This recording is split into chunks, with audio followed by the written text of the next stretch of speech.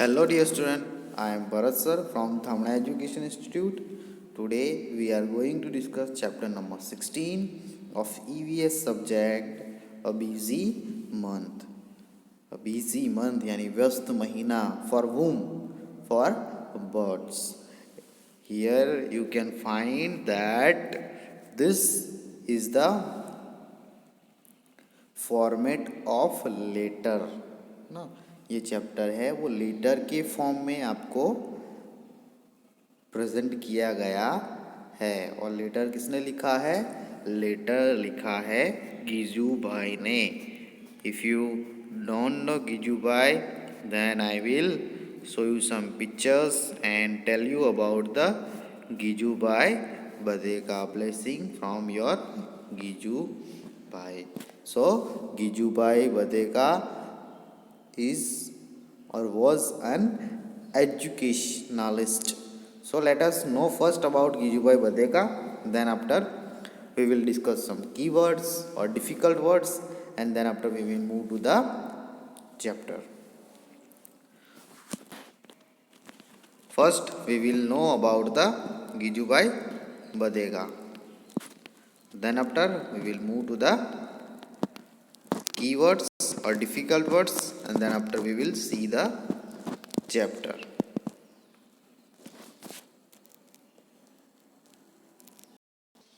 Dear student, see the picture how Gijubhai Badega look. ऐसे दिखते थे गिजूभाई बदेका.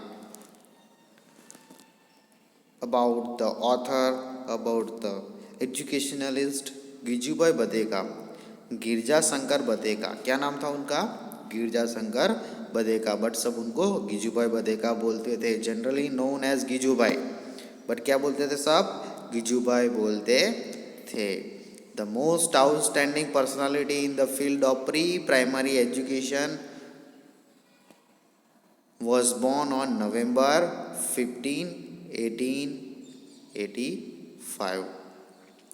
Gijubhai Badeka is one of the most outstanding personality among all the educationalists in Gujarat. हमारी गुजरात में जितने भी educationalist हुए, शिक्षण शास्त्री और शिक्षण के प्रति अपना भाव रखने वाले लोग, उनमें सबसे ज़्यादा कौन फेमस था?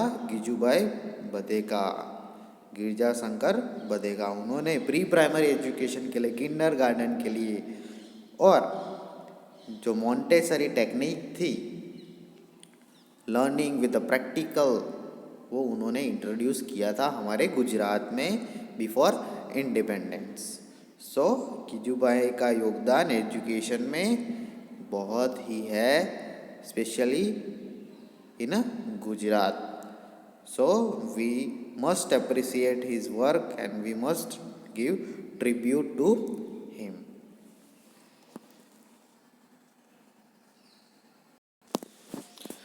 Dear student, let us move to the difficult words. Today we will discuss hatched, feeding, binocular, cozy, hatch and twigs like word, difficult words which help you to understand the lesson. Let us discuss the word with the image so you have a better idea. See the word hatched or hatched. Hatch is a present form of hatched word. Hatched means to produce young by incubation, to emerge from a egg. यानी to produce a young one, emerge from the egg. Egg में से उसको hatch करना, egg को hatch करते और उसमें से क्या निकलता है? कीट निकलता है. Specially of bird are hatching the egg. See how the hatched egg and how the baby bird inside the egg. Next word is a feeding. Feeding the most act, the act of process of eating और being feed, यानी act of eating. सपोज आपकी गली मोहल्ले में कोई बच्चा है छोटा सा, तो वो अपने आप खाएगा? न्यू बॉर्न है या फिर 5 महीने का है, 6 महीने का, 1 साल का, तो उसको खिलाना पड़ेगा, तो उसको फीडिंग बोलते. See the birds feeding the newly born chicks and baby bird. How the bird, mother bird is feeding the baby bird. Here you can find the pictures. Seen here you can find the chicks or a small baby birds, and the mother bird is feeding them. Next word is a binocular. Binocular is a optical instrument. It is a instrument. क्या है? Instrument है. Basically हम दूर देखने के लिए instrument use करते हैं और बड़ा देखने के लिए. Here one girl is using the instrument. Here all are using the instrument binocular. Then see the look of binocular. It looks we used to see at the long distance or in a zoom mode. Look how it looks. Next word is cozy. Cozy, giving a feeling of comfort, warmth and relaxations. Cozy word is related with the comfort, warmth and relaxations. Here for the bird you can find the nest. Here the cozy nest. Here you can find the warm nest. And a bird will get a warmness, relaxations and a comfort. तो इनको bird का ये nest है, उनमें cosiness उनको मिलेगी, है ना. उनको वार्मथ मिलेगी, उनको रिलैक्सेशन मिलेगा, उनको कंफर्ट मिलेगा. So see the space is here, so they will get a comfort. Next word is a hedge. Hedge, a fence or a boundary formed by the closely growing bushes and shrubs. So hedge is related with the boundary, a kind of thrown around the nest. You can find here the nest, but around the nest you can find the thrown or hedges. That means bird used to make a nest among the hedge because they want to protect the eggs and their kids. तो birds क्या करती है, अपना nest है वो hedge होते हैं, बड़े बड़े कांटे होते हैं या फिर डालियाँ होती है, अराउंड बाउंड्री जैसा होता है, वहाँ पे अपना नेस्ट बनाती है. बिकॉज कोई जानवर आके या फिर स्नेक आके या फिर स्क्विरल आके उनके एग खाना जाए. So they use as a boundary. Here you can find the nest between the branches. Next word is a twig. Twig, a slender woody shoot growing from a branch or a stem of the tree or shrub. It is a small branches or broken branches. Here you can find the twigs and a small part of a wood. पतली पतली छोटी छोटी लकड़ियाँ है. That bird used to make a nest, है ना. ये देखो जो ट्विग्स है उनसे नेस्ट बनाया गया है बर्ड का, है ना. So this is the twigs, छोटी छोटी लकड़ियाँ. So dear student, we understood the lessons difficult words. Lessons के डिफिकल्ट वर्ड्स है वो हमने अंडरस्टूड किए. Let us move to the chapter. Let us start understanding the lesson. A busy month, बाल मंदिर भावनगर 13 अप्रैल 1936. तो ये लेटर है वो बाल मंदिर भावनगर से लिखा गया है. गिजू भाई ने लिखा है. यहाँ पे एड्रेस भी दिया है, किसको लिखा है, बाल मंदिर और आपके जैसे छोटे बच्चों को. और डेट भी है 13 अप्रैल 1936 को लिखा गया है, यानी बहुत पुराना लेटर है. यहाँ पे लिखा है डियर चिल्ड्रेन, यानी प्यारे बच्चों. It is 3 o'clock in the afternoon. Afternoon में दोपहर में कितने बजे है, 3 बजे है. There are no cloud in the sky. No clouds in the sky, यानी आकाश में कोई भी बादल नहीं है. 3 बजे आप देखोगे आफ्टरनून में तो कोई क्लाउड आपको नहीं दिखेंगे. स्पेशली समर एंड विंटर में, है ना, जो रेनी सीजन होता है उसमें दिखते हैं. The sun is burning hot. The sun is burning hot, यानी बर्निंग हॉट कब होता है sun, when sun is become hot in the summer, है ना. तो समर का सीजन है. Then sun is burning hot and कितने बजे है? 3 बजे है दोपहर के, है ना। The sparrow, doves and sunbirds have started working in pairs as they prepare to make their nest. तो जो स्पैरो है, डव है एंड द सनबर्ड, ये सारे बर्ड्स है ना, तो वो क्या करने लगे हैं? पैर में, यानी male bird and female bird दोनों क्या कर रहे हैं? सब पैर में मिलके काम कर रहे हैं, नेस्ट बना रहे हैं। क्या बना रहे हैं? नेस्ट। जो नेस्ट है, जैसे हमारा घर है ना, आपका घर है ना, वैसे ही बर्ड्स का घर होता है nest. So birds are preparing to make a nest.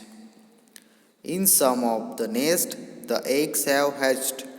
और कुछ नेस्ट ऐसे हैं जिसमें एक को हैच किया गया है, यानी उसमें से छोटे छोटे चिकन, छोटे छोटे चिक्स जो होते हैं, छोटे छोटे बच्चे बेबी बर्ड, वो बाहर आ गए हैं। The parents bird are busy feeding the chicks and flat. यहाँ पे दूसरा वर्ड भी यूज़ किया गया है चिक्स के लिए, फ्लैटग्लिंस। सो दोनों words are similar, both word are similar है। चिक्स का दूसरा नाम है फ्लैटग्लिन, दूसरा वर्ड उसको फ्लैटग्लिन इसके लिए यूज़ होता है, तो बोथ आर सिमिलर। तो पेरेंट्स क्या है? बच्चों को फीडिंग कराने में, बच्चों को खाना खिलाने में बिजी है, चिक्स को खाना खिलाने में बिजी है with a different kind of insects and other things. तो बर्ड्स मोस्टली क्या खाते हैं? छोटे छोटे इंसेक्ट्स होते हैं ना, वो खाते हैं। तो इंसेक्ट्स होते हैं, फिर गेन होते हैं ना, ग्रेन्स, जो गेहूँ है, बाजरा है, राइस है, वैसे ग्रेन्स खाते हैं एंड द इंसेक्ट खाते हैं। तो इंसेक्ट और दूसरे जो अदर्स फूड है जो वो लोग खाते हैं, वो लेके अपने बच्चों को फीडिंग करा रहे हैं, अपने बच्चों को खिला रहे हैं। In our courtyard also there is a baby dove. तो हमारे कोर्टयार्ड में, हमारे आंगन में, वहाँ पे बेबी डव है ना, छोटा सा डव है। There is another egg in the nest but it is not hatched yet. तो यहाँ पे दूसरा भी एग है बट उसको हैच्ड किया गया नहीं है। Let us move to the next page. On the way to Gopal Bhai's house, there are many stones along the roadsides. तो गोपाल भाई के हाउस पे, वहाँ पे बहुत सारे स्टोन है, वो रोड की साइड पे है ना। In the space between these stones, an Indian robin has laid its egg. तो यहाँ पे इंडियन रॉबिन का पिक्चर भी आपको दिखाया गया है। तो गोपाल भाई के हाउस पे रोड साइड पे क्या है? स्टोन है ना, स्टोन हो गए बहुत सारे। तो वो स्टोन में है ना, स्टोन होती है, उसके बीच में 2 स्पेसेस होती है ना। स्टोन है तो भाई चिपक के नहीं होते है ना, थोड़े थोड़े स्पेसेस होती है उनके बीच में। तो वहाँ पे इंडियन रॉबिन ने, रॉबिन जो बर्ड आता है, उसने क्या बनाया है? उसने अपना नेस्ट बनाया है और वहाँ पे अंडे दिए है। बच्चू भाई showed it to me, बच्चू भाई ने मुझे बताया था। I looked through the robin, I looked through the binocular। तो गिजू भाई ने बाइनाकुलर से उसको देखा था। बाइनाकुलर का पिक्चर मैंने अर्ली स्टेज पे आपको दिखा है। डिफ़िकल्ट हम समझ रहे थे ना, डिफ़िकल्ट वर्ड तब। I saw that the nest was made of grass. उन्होंने देखा कि नेस्ट है जो रॉबिन का, वो किससे बना है? ग्रास से बना है। On top there were soft twigs, roots, wool, hair and cotton wool. तो वहाँ पे टॉप पे है ना, जो रॉबिन का नेस्ट है, उसमें उन्होंने बाइनोकुलर से देखा, छोटे छोटे यानी जूम करके है ना। बाइनोकुलर देखते हो तो आपको दूर की चीज़ें बड़ी दिखती है। तो उन्होंने देखा तो उसमें क्या है? ट्विग्स यूज़ किए गए हैं, रूट यूज़ किए गए हैं, वूल यूज़ किया गया है ना, वूल, एंड हेयर है और कॉटन वूल भी यूज़ किया गया है नेस्ट बनाने में। This is how the robin makes its nest. तो ऐसे रॉबिन नेस्ट बनाते हैं। What a soft and cozy home for its chicken, है ना, और चिक्स। तो क्या कोजी एंड सॉफ्ट है, जो एकदम वार्म एंड द सॉफ्ट जो नेस्ट है वो उनके चिक्स के लिए एकदम कंफर्टेबल है। The robin is not like the crow. तो रॉबिन है वो क्रो के जैसा नहीं है। Crow's nest is made of all kind of twigs, even pieces of wire and would.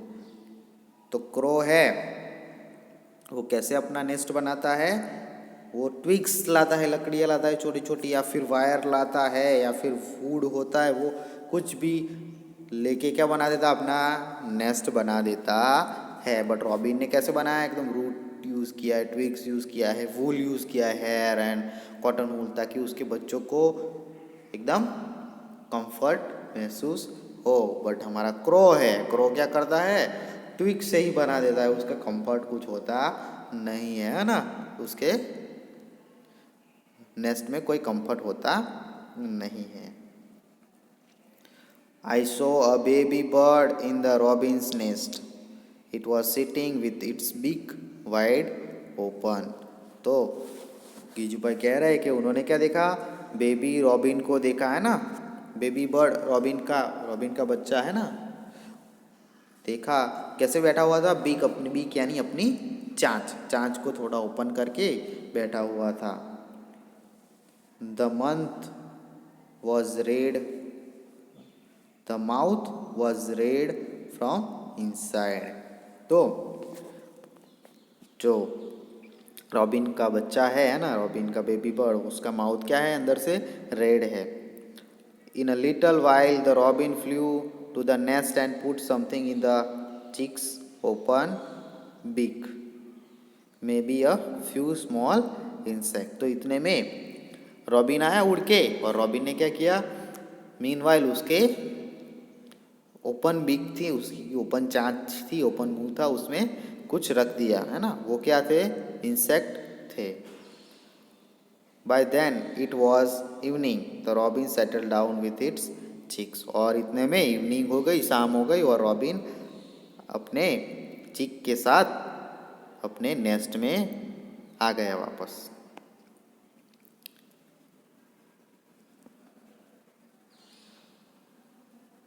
Here you can find that koel, cuckoo bird जिसको हम बोलते हैं इन शॉर्ट, कोयल।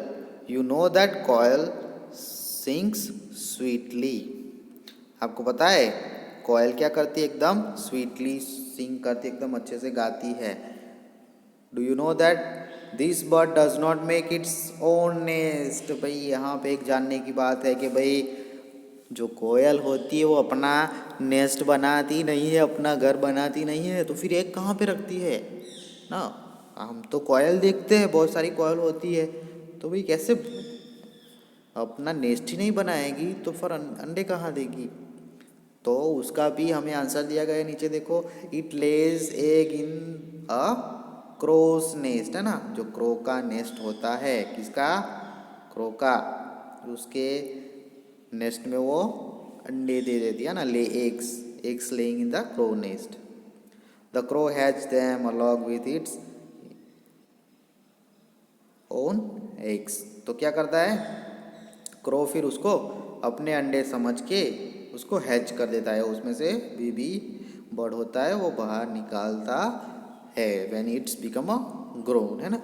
तो यहाँ पे आपको नई चीज़ जानने को मिली कि भाई कोयल क्या होती है, कोयल अंडे देती नहीं है ना, किसके नेस्ट में वो अंडे दे देती है, अपने क्रो के नेस्ट में, और फिर क्रो उनको क्या करता है, खिलाता पिलाता है, हैच करता है और बड़ा करता है, यानी कोयल को कोई भी मेहनत करनी पड़ती नहीं है।